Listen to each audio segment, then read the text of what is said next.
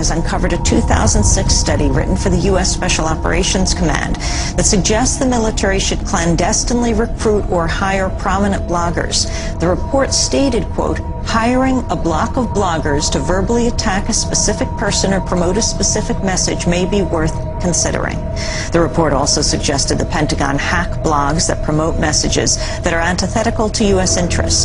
The report stated, quote, hacking the site and subtly changing the messages and data, merely a few words or phrases, may be sufficient to begin destroying the blogger's credibility with the audience.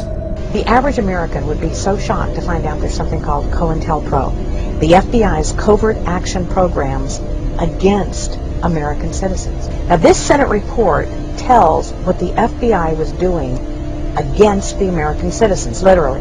Here's their statement. COINTELPRO began in 1956, in part because of the frustration with the Supreme Court rulings limiting the government's power to proceed overtly against dissident groups. It ended in 1971 with the threat of public exposure. The Bureau conducted, their terms, a sophisticated vigilante operation aimed squarely at preventing the exercise of First Amendment rights of speech and association. COINTELPRO, where they had targeted thousands and thousands of people for investigation based upon no violation of the law, just hunches and suspicions, where they were tracking down Martin Luther King, who had committed no crimes, but they were tapping him, they were covering him, they were on his case all the time, and they were trying to dismantle him as a leader of the civil rights movement. But the fact that this could happen in America, this nation of laws and accountability, and happen over so many years. Presidents of both political parties were involved in this. It was a bipartisan thing, and there was a lot of this that the agencies had to explain that were the result, directly or indirectly, of pressure from above. Yes, we were surprised. The FBI set out to neutralize the Black Panther Party any way they could. COINTELPRO was doing its mischief in attempting to pit the two organizations against each other. It got to the points where there was clearly almost a state of war that was existing between the two organizations. The FBI had created this tension, but you had these two groups that, when they saw each other on the street, it was just a natural confrontation. Correspondence propaganda between the two, telling one that the other one was doing something that wasn't appropriate. Well, I felt pretty bad because most of it was really crap. It was a waste of time. We destroyed a lot of lives, and I always deny that, but New York City Police Department had infiltrated the Panther 21, and the highly publicized, highly touted trial of 21 members of the Panther Party for allegedly plotting to blow up department stores turned out to be a total hype, entire harassment, entrapment by the FBI, where it was revealed that FBI agents had infiltrated the Panthers, and the people behind any ideas of a plot to blow up anything were all government agents. It's been revealed that incendiary blogger and radio host Hal Turner was an FBI informant and agent provocateur. Turner is being charged with making death threats against Connecticut legislators and Illinois judges, and he is to claim that his actions were legal because he did the same when employed by the FBI. Prosecutors have acknowledged that Turner was an informant who spied on radical right-wing organizations. But Turner went much further than spying. He also called for former Congresswoman Cynthia McKinney to be lynched. McKinney responded to the news saying, quote, "It has just now come to my attention that a journalist who suggested that I be lynched was actually being paid by our own government to say that. Now, when I reported it to the FBI, how in the world was I to know that he was at that time on the FBI's payroll?" A prominent Austin-based activist named Brandon Darby has revealed he worked as an FBI informant in the 18 months leading up to the Republican convention. Brandon was obviously living a double life, so the discord and aggression and violence and abuse are real. I experienced it personally. But we know that he has showed up at every important organization in this area. He has showed up in the immigrant rights organizations, in the refugee organizations, in the prison organizations, in the anti-war organizations. When we started Common Ground, Brandon was right here.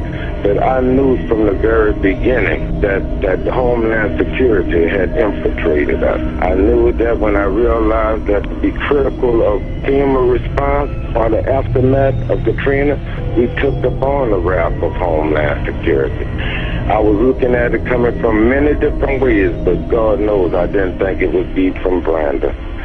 Big cleanup is underway after another riot broke out last night during a protest against police brutality. Any message organizers had was quickly lost amid the damage and debris that put the actions of some protesters, not the police, in the spotlight. Protest organizers called people to the streets to complain about police brutality. 221 people were arrested. They're blaming police for provoking the protesters and then going overboard. Police make massive arrests for nothing, this man says. Instead of targeting the main people, they grab everyone.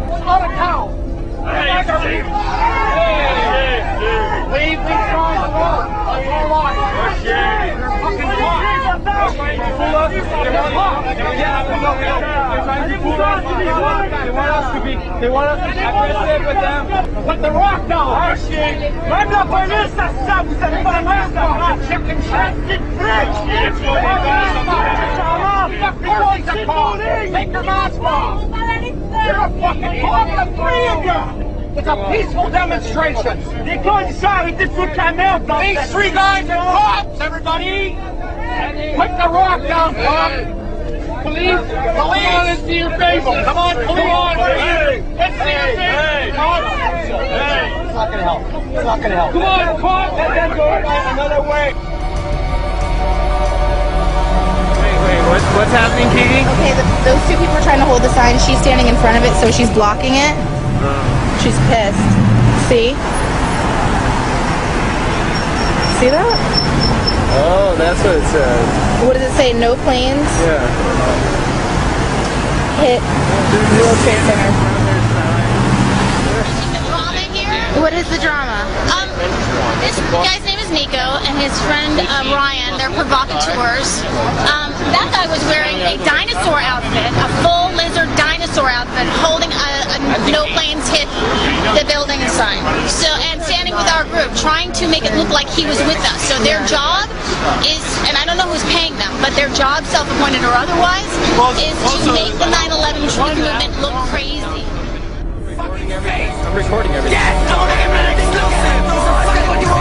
No, you know how much less fucking supper exhibit we got. Anything else? Fucking touch me! Don't fucking touch me! Get your hands off! I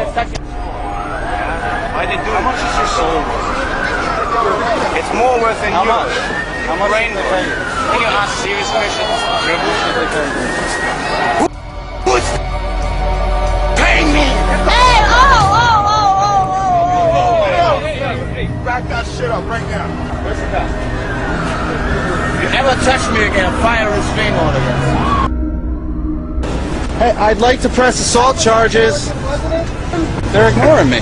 Yeah, they should ignore you, man. We showed them the video of the guy assaulting me. I said I wanted to press assault charges. Excuse me! Excuse me!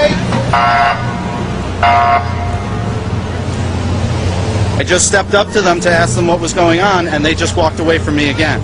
By law, they should have that man in handcuffs.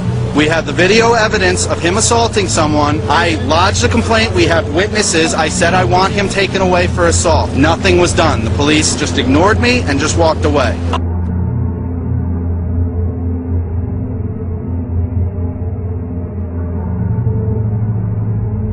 Sources in America from the State Department and the CIA have confirmed that payments were made to a group in Libya that was associated with Osama bin Laden.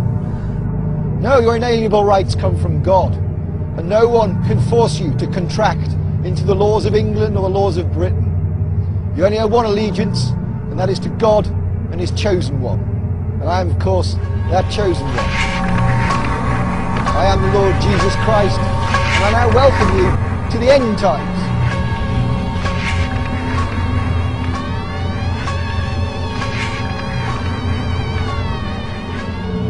COINTELPRO stands for Counterintelligence Program, primarily run by the FBI as a covert action program against domestic dissidents. The use of infiltration, psychological warfare, harassment through the legal system, and the use of extra-lethal force and violence began in the 1950s and is now a permanent feature of U.S. government. Targets included the civil rights movement, the anti-war movement, opposition political parties, and basically any progressive group in American society.